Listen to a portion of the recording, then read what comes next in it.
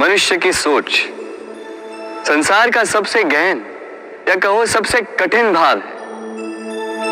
कब क्या होने के पश्चात ये मन क्या सोच बैठेगा, ये कहना असंभव है। और यही सोच कई बार हमारे मन में हीन की भावना ले आती है। हम सदा हमसे ऊपर की श्रेणी के व्यक्तियों को देखते हैं, उनके जीवन का विश्लेषण करते हैं और फिर स्वयं को हीन समझ लेते हैं। इसके पास इतना धन है, इसके पास कितना बल है, और मेरे पास कुछ भी नहीं। मैं कितना हीन व्यक्ति हूं, संसार के लिए मैं कुछ भी नहीं। होता है ना ऐसा? किंतु ऐसा नहीं है। आपके पास भी बहुत कुछ है, पलट के देखिए। किसी भूखे व्यक्ति को केवल एक रोटी मिल जाए तो भले ही दूसरों के लिए वो अन्न का दाना होगा, किंतु उसके लिए वो भोज से कम नहीं। इसलिए जब भी मन में हीन भावना जागे, अपनों की ओर देखिए, उनकी ओर पलटिए। आपको विश्वास हो जाएगा कि भले ही आप ये मानते हो कि इस संसार के लिए आप कुछ नहीं है, कुछ लोगों के लिए आप संपूर्ण संसार है। तो जो आपका संसार है उसमें प्रसन्न रहना सीखिए। राधे। हाथ के भी कितने रूप होते हैं। कुछ स्नेह के नाते आपसे मिलते हैं तो कुछ प्रहार बनकर आप पर गरजते हैं। कुछ मित्रता के नाते आपके ओर बढ़ते हैं तो कुछ शत्रुता में आपको खींच ले जाते हैं। किंतु कभी सोचा है कि कौन सा हाथ अधिक मूल्यवान? जब आप सफल होते हैं, जब आप शुभ कर्म करते हैं, तब कुछ हाथ आपके लिए तालियां बजाते हैं और कुछ हाथ ऐसे होते हैं जो आपके कंधे पर रखे जाते हैं जब आप जीवन में सबसे अधिक असफल होते हैं, जब आप टूट जाते हैं। ये तालियां बजाने वाले ये हाथ, आपकी प्रशंसा करने वाले ये हाथ, इससे कहीं अधिक मूल्यवान है वो हाथ जो आपको तब सहारा देते हैं जब आप वो समय व्यतीत कर रहे हैं जो कोई नहीं करना चाहता। ये आपका संबल बनते हैं और यही संबल है जो जीवन को जीने का आधार आपको देता है। तो एक दूसरे का संबल बनकर रहिएगा, जीवन में सदैव सुख पाएंगे। मनुष्य, प्रत्येक मनुष्य किसी से प्रेम करता है, किसी से घृणा, किसी का आदर करता है तो किसी का तिरस्कार करता है। मनुष्य कुछ भी हो सकता है, स्वस्थ हो सकता है, रोगी हो सकता है, धनी हो सकता है, निर्धनी हो सकता है, मित्र हो सकता है, शत्रु भी हो सकता है। यदि कुछ नहीं हो सकता तो अस्पर्श, छुआछूत ईश्वर की दृष्टि में सबसे बड़ा पाप है। ये जो मनुष्य का शरीर है ये ईश्वर की देन है, ये उसका मंदिर है। हर शरीर में ब्रह्मा जी निवास करते हैं, तो इस शरीर का अपमान करना, इसे छूने से भी कतराना, ये कभी ना करना। इस जीवन में छुआछूत कभी ना करना। ईश्वर की जो देन है उसका सम्मान करना सीखो। प्रेम और चाह समान लगता है किंतु है नहीं, इनमें बहुत अंतर है। देखा जाए तो प्रेम और चाह कभी एक हो ही नहीं सकते। अब यदि मैं आपको उदाहरण दूं, यदि आप इस पुष्प को चाहते हैं तो आप इसे इसकी डाली से तोड़कर अपने पास रखें। किंतु यदि आप इससे प्रेम करते हैं तो आप प्रतिदिन आकर इसकी जड़ों को जल देंगे ताकि ये और खिले। बस यही है अंतर चाह और प्रेम। चाह स्वार्थ बन जाता है, जहां प्रेम परमार्थ बनता है। तो चाह नहीं, प्रेम कीजिए, जीवन धन्य हो जाए। कभी किसी बालक को देखा है कितना कुछ घटित होता है उसके जीवन, बालपन से लेके बड़े होने तक असंख्य अनुभवों को अनुभव करता है। कभी गिरता है, कभी चोट खाता है, कभी सीखता है, कभी पीड़ा सहता है तो कभी आनंद के क्षण जीता है। किंतु स्मरण रखता है तो केवल आनंद के क्षण। अब तनिक एक बार आपके जीवन के प्रारंभ में झांक के देखिए, आपके बालपन में झांक के देखिए। आप पाएंगे कि अधिकतर स्मृतियां जो आपके मन में हैं, वो अच्छे क्षणों की, बुरे क्षणों की नहीं। इसीलिए ये बालपन, ये सुखी होता है, ये निश्चिंत होता है। इसलिए आज भी न जाने आप कितने भी बड़े क्यों ना हो जाए, बुरी स्मृतियों को, बुरी यादों को भुलाने का प्रयास कीजिए।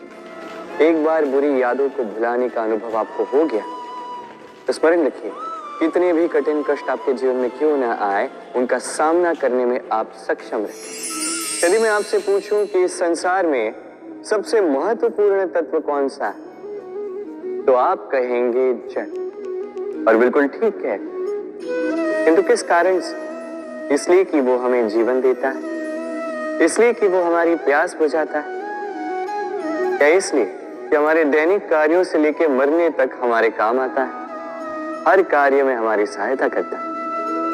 नहीं, इसके पीछे एक भाव है जल की प्रकृति। सोचिए, सागर का ये जल सूर्य के ताप को सहकर वाष्पित होता है, फिर ऊपर जाके मेघों में समा जाता है, फिर मेघों के साथ एक लंबी यात्रा तैर कर कहीं पर्वतों से टकराकर वर्षा बनकर इस धरा पर बरसता है। फिर इस धरा के अंग को, इसकी मिट्टी को स्वयं में समा लेता है। मनुष्यों द्वारा, अन्य जीवों द्वारा जो गंदगी फैल चुकी है उसे स्वयं में समा लेता है और फिर अग्रसर होता है पुनः सागर की ओर, सागर में समा जाता है। किंतु फिर भी पुनः वाष्पित बनते समय उस गंदगी को वहीं छोड़ देता है, उस गंदगी को अपने साथ लेकर नहीं जाता। बस यही जल की प्रकृति है जो उसे महान बनाती है। आप भी अपने जीवन में अपना कर्म कीजिए, महान कर्म कीजिए, पुरुषार्थ कीजिए, किंतु पुरुषार्थ के साथ जो अहम आता है उसे अपने साथ उठने ना दें, उससे परे उठें। आप स्वयं को जल की ही भांति हल्का पाएंगे। चिंता, सभी कहते हैं चिंता नहीं करनी चाहिए, किंतु चिंता सभी करते हैं। जो वृद्ध व्यक्ति होता है वो अपने अतीत की आज से तुलना करके चिंतित रहता है। जो युवक होता है वो भविष्य के विषय में सोचता है, अपने लक्ष्य को कैसे प्राप्त किया जाए इस विचार में चिंतित रहता है। एक बालक ही है जिसे ना भविष्य की चिंता है, ना भूतकाल का दुख। और ऐसा क्यों? क्योंकि वो केवल वर्तमान में जीता और इसीलिए वो सबसे अधिक सुखी।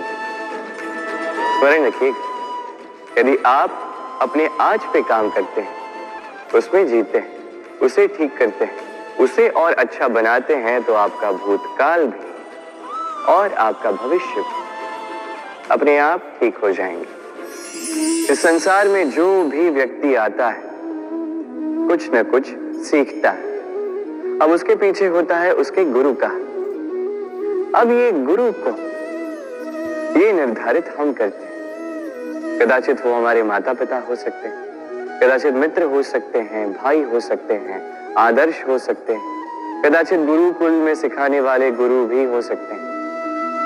अब संसार की कुछ बातें ऐसी जो संसार का कोई गुरु नहीं सिखा सकता, वो आपको समय सिखा जाता है। क्योंकि संसार में समय से बड़ा गुरु और कोई नहीं। अब समय में और गुरु में एक समानता है और एक अंतर है। समानता ये कि समय और गुरु दोनों आपको सिखाते हैं।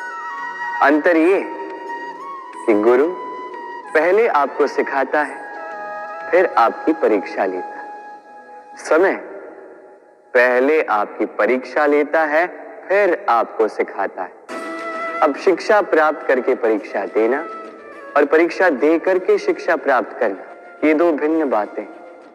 और सदैव स्मरण रखिए, इस समय से आपको जो भी सीख मिलती है उसे सदैव अपने पास संभाल कर रखिए, क्योंकि समय से बड़ा, समय से मूल्यवान, समय से अधिक आधुनिक और कोई गुरु नहीं। ना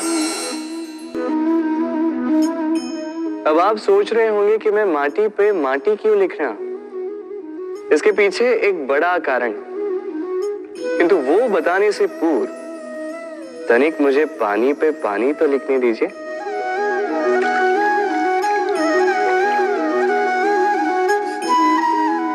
क्या हुआ? जो मैंने लिखा वो दिखाई क्यों नहीं दे रहा? तो ये रहा आपके पहले प्रश्न का उत्तर। माटी पर माटी लिखना कितना सरल है, उतना ही कठिन है पानी पर पानी लिखना। संबंध भी कुछ इसी प्रकार होते हैं। बनाते समय माटी पर लिखने जितने सरल और निभाते समय पानी पर लिखने जितने कठिन। अब प्रश्न ये उठता है कि पानी पे लिखा कैसे जाए। इस प्रकार ये पाषाण जल की सतह से होते हुए जल में समा गए। ठीक इसी प्रकार हमें संबंधों को भी निभाना है। इस पाषाण की भांति निष्ठा से गहराई में जाओ, संबंध कभी नहीं बिखरेंगे। राधे राधे। ग्रंथों में लिखा गया है कि यदि मनुष्य मौन रहना सीख ले तो उसकी अधिकांश समस्याएं स्वयं ही समाप्त हो जाती हैं। और सत्य में मौन में बड़ी शक्ति होती है, बड़ा बल होता है, किंतु वो बल किस काम का जो समय आने पर आपके काम ही ना आए। क्या सदा मौन रहना उचित है? नहीं। इतिहास साक्षी है। संसार में अधिक विपदाएं इसलिए आई क्योंकि समय पड़ने पर मनुष्य उसका विरोध नहीं कर पाया, मौन रह गए। यदि मौन रहना शस्त्र है तो उसका सही समय पर उपयोग करना भी आवश्यक है। यदि अकारण मौन रहोगे तो बुरे तत्व उसे सहमति समझ लेते, फिर धीरे धीरे वो आपका स्वभाव बन जाता है, आपका अभ्यास हो जाता है और फिर आपका व्यक्तित्व एक साधारण से पाषाण के भांति बन जाता है। अपनी वाणी का आवश्यकता पड़ने पर सदुपयोग कीजिए। वाणी को कब वश में रखना है और कब मौन नहीं रहना है, इससे भी अधिक महत्वपूर्ण है ये समझना कि उसे कब तोड़ना है। राधे राधे।